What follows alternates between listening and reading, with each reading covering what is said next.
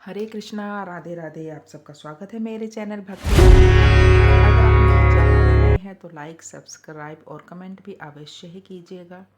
और कमेंट में राधे राधे, जय श्री कृष्णा ज़रूर लिखिएगा। और मेरे को सब्सक्राइब भी ज़रूर कीजिएगा ताकि मैं आगे बढ़ सकूं, क्योंकि मैं चैनल में नई नहीं हूँ। तो उसके लिए आपका धन्यवाद। तो दोस्तों, आज हम आपको मार्गशीर्ष मास महात्म्य के 7वें अध्याय की कथा सुनाने जा रहे हैं। ब्रह्मा जी ने कहा, हे प्रभु, मुझे सब कुछ ठीक ठाक बताइए। हे प्रभु, अचोत घंटा बजाने और चंदन लगाने का क्या फल है? मुझे इसका फल बताइए। श्री भगवान ने कहा, हे देवो, जो मनुष्य स्नान और पूजा के समय घंटा बजाता है उसे क्या फल मिलता है, ये सुनिए। हजारों करोड़ वर्षों से, सैकड़ों करोड़ वर्षों से वह मेरे लोक में निवास करता है तथा उसके साथ दिव्य देवियों के समूह रहते हैं, क्योंकि घंटी सभी संकेत, वाद्य यंत्रों और सभी देवताओं के समान है। इसलिए घंटी बजाने का हर संभव प्रयास करना चाहिए। समस्त वाद्यों के समान घंटा मुझे सदैव प्रिय है। इसे बजाने से करोड़ों योगों का फल प्राप्त होता है। घंटियाँ सदैव बजानी चाहिए, विशेषकर पूजा के समय। हे पुत्र, घंटियों की ध्वनि से मैं सैकड़ों हजारों मनवंतरों तक सदैव प्रसन्न रहता हूँ। हे देवो, हे स्वामी, यदि मेरी पूजा मेरी और शंख की ध्वनि के साथ, घंटियों के साथ तथा मृदंग और शंख की ध्वनि के साथ, ओंकार प्रणव की ध्वनि के साथ की जाए तो वह मनुष्य को सदैव मोक्ष प्रदान करती है। हे पुत्र, जहाँ मेरे सामने एक बजता हुआ घंटा खड़ा है, जहाँ वैष्णवों द्वारा उसकी पूजा की जाती है, हे पुत्र, मुझे वही जानो।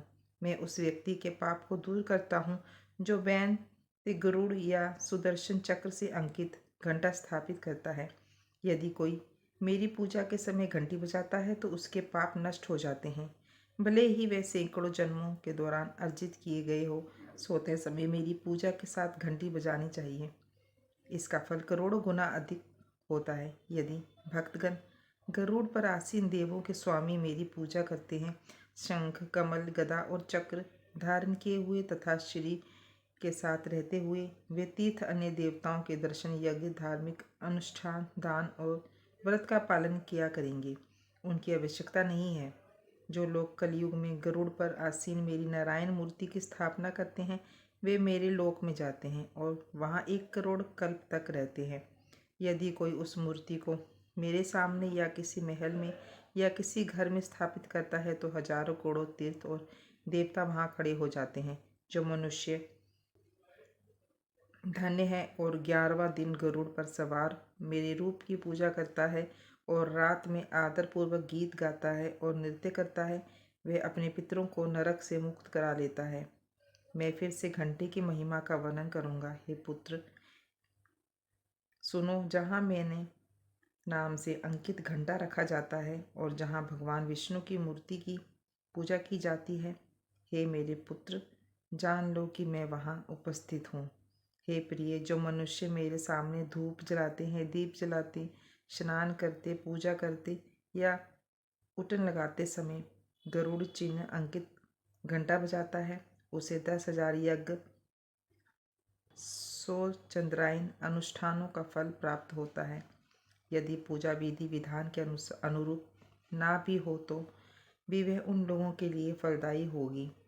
घंटे की ध्वनि से प्रसन्न होकर मैं उन्हें अपना क्षेत्र प्रदान करता हूँ। यदि गरुड़ और चक्र से अंकित घंटा बजाए जाए तो करोड़ों जन्मों के भय का नाश होता है। हे देवो, जब मैं प्रतिदिन गरुड़ चिन्हित घंटा देखता हूँ तो मैं उसी प्रकार प्रसन्न हो जाता हूँ जैसे धन पाकर दरिद्र व्यक्ति प्रसन्न होता है। यदि कोई व्यक्ति खंबे के ऊपर घंटे धारण किए हुए उत्तम चक्र या मेरे प्रिय गरुड़ को स्थापित कर दे तो तीनों लोग मानो उसके द्वारा स्थापित हो गए। मनुष्य करोड़ों पापों से दूषित हो सकता है, किंतु यदि मृत्यु के समय वह चक्र सहित घंटे की ध्वनि सुनता है तो यम के सेवक निराश हो जाते हैं। हे पुत्र, घंटे की ध्वनि के कारण सारे दोष और पाप नष्ट हो जाते हैं।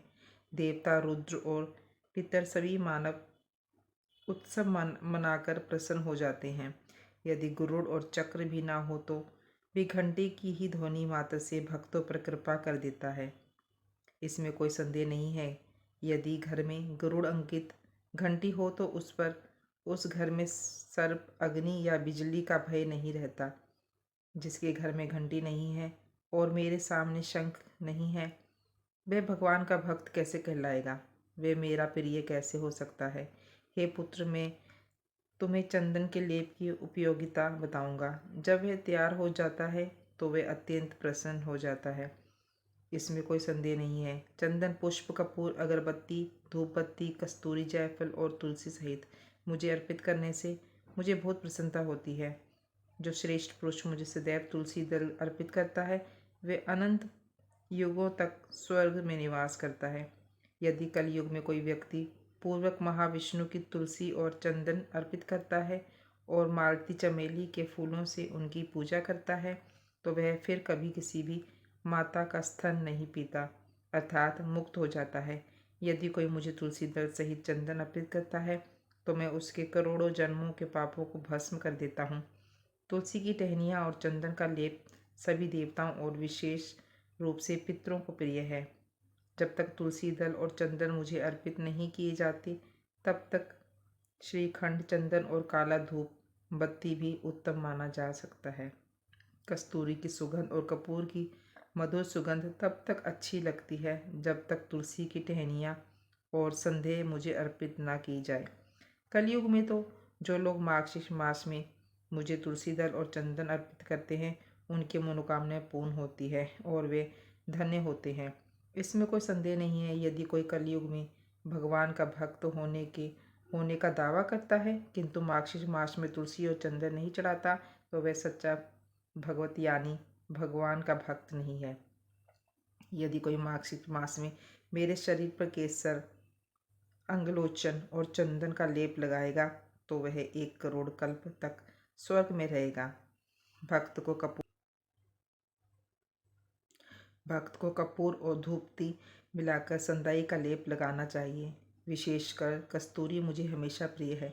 यदि कोई मार्गशीर्ष मास में शंख में संदेह लगाकर मेरे शरीर पर लेप करता है तो मैं उस पर 100 वर्षों तक प्रसन्न रहता हूँ। जो मनुष्य मार्गशीर्ष मास में तुलसी दल और हरद में भक्ति पूर्वक सेवा करता है, उसे मनोवांछित फल की प्राप्ति होती है। इति श्री स्कंद पुराण के वैष्णव खंड के मार्गशीर्ष मास का 7वां अध्याय संपूर्ण हुआ। बोलो श्री हरि विष्णु भगवान की जय। राधा रानी की।